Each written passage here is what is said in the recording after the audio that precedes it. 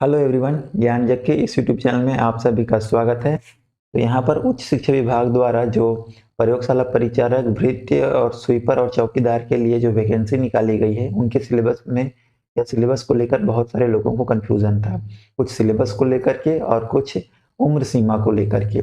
तो चलिए बात करते हैं आज इसी के बारे में, ताकि आपको किसी भी तरह का कन्फ्यूजन ना रहे। और यदि आपके पास ये योग्यता है तो आप बिल्कुल फॉर्म भरिए। तो सबसे पहले बात करते हैं कि क्या आपके पास एजुकेशनल क्वालिफिकेशन होनी चाहिए।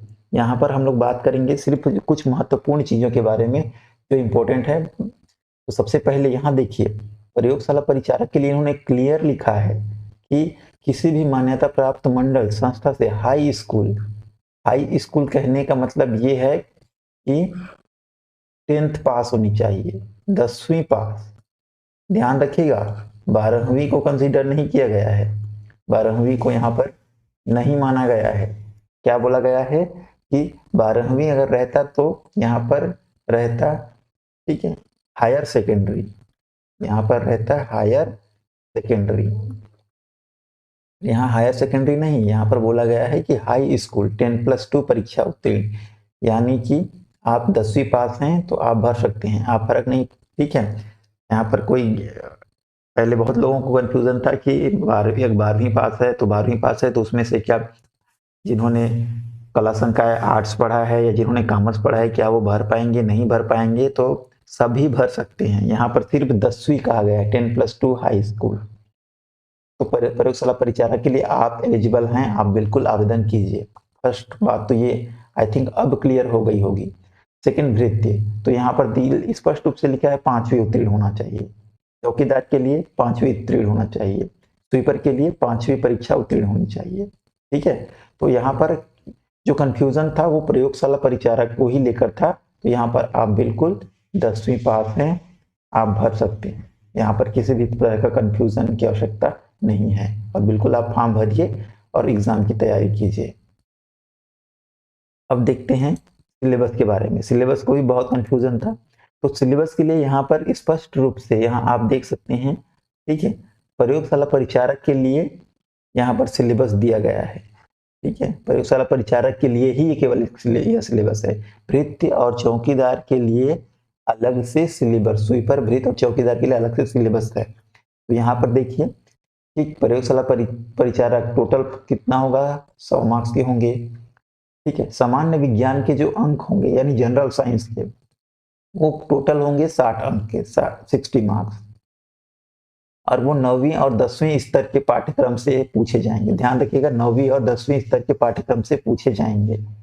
और बाकी 40 अंक हैं वो आपके भारत की भौतिक, सामाजिक, आर्थिक, भूगोल, छत्तीसगढ़ का इतिहास एवं स्वतंत्रता आंदोलन में छत्तीसगढ़ का योगदान, छत्तीसगढ़ का भूगोल, जलवायु, भौतिक दशाएं, जनगणना, पुरातात्विक एवं पर्यटन स्थल, छत्तीसगढ़ की अर्थव्यवस्था, वन एवं कृषि, छत्तीसगढ़ का प्रशासनिक ढांचा, स्थानीय शासन एवं पंचायती राज, छत्तीसगढ़ में उद्योग, ऊर्जा, जल एवं खनिज संसाधन, भारत एवं छत्तीसगढ़ की समसामयिक घटनाएं। तो ये हैं, ये जो सिलेबस है, शेष 40 नंबर यहाँ से आएंगे, 60 नंबर यहाँ से आएंगे।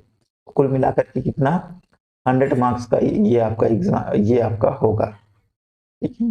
तो अब आई थिंक आपको किसी भी तरह का कंफ्यूजन नहीं होगा। तो ये सिर्फ प्रयोगशाला परिचारक के लिए है। अब देखते हैं यहाँ पर भृत्य के लिए, ठीक है। तो यहाँ पर स्क्रीन पर आप स्पष्ट रूप से देख पा रहे होंगे, यहाँ पर लिखा हुआ है कि भृत्य चौकीदार, ठीक है।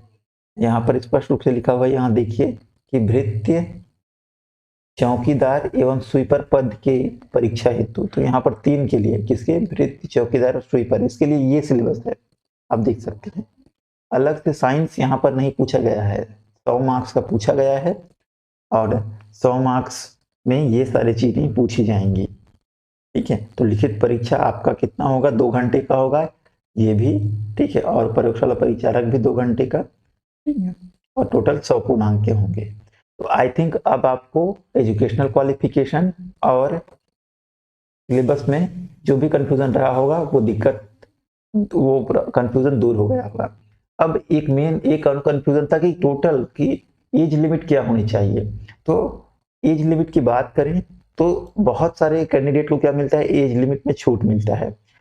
लेकिन सभी छूट को मिला करके कहने का मतलब है कि 45 वर्ष, ठीक है। एसटी, एससी, ओबीसी कैंडिडेट को क्या मिलता है, 5 वर्ष का छूट मिलता है। साथ ही साथ फीमेल कैंडिडेट को 5 वर्ष का 5 या 10 वर्ष का छूट मिलता है। और जो तलाकशुदा या विधवा रहते हैं उनको भी छूट मिलता है। तो कुल मिलाकर सारे छूट को मिलाकर के 45 वर्ष से अधिक नहीं होनी चाहिए।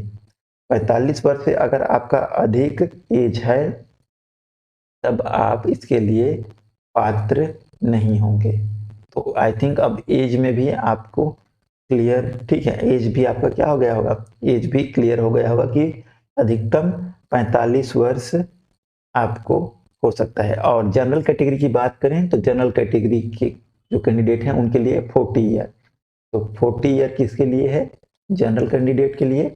और आपका 45 ईयर, ये क्या है आपका 45 ईयर है आपके ST, SC, OBC female candidate के लिए। फीमेल में भी जनरल कैंडिडेट हैं उनके लिए 45 ईयर, ठीक है, ध्यान रखिएगा। तो इस तरह से आई थिंक आपके सारे डाउट्स या सारे कंफ्यूजन क्लियर हो गए होंगे। अब आप बिल्कुल आवेदन भरिए। अगर आप 10वीं पास हैं तो और तैयारी कर में आज से ही तैयारी करने में लग जाइए। वीडियो आपको पसंद आया होगा तो वीडियो को लाइक करें, चैनल को सब्सक्राइब करें ताकि आपको इस तरह की अपडेट मिलती रहे। वीडियो को लास्ट तक देखने के लिए आपका बहुत बहुत धन्यवाद।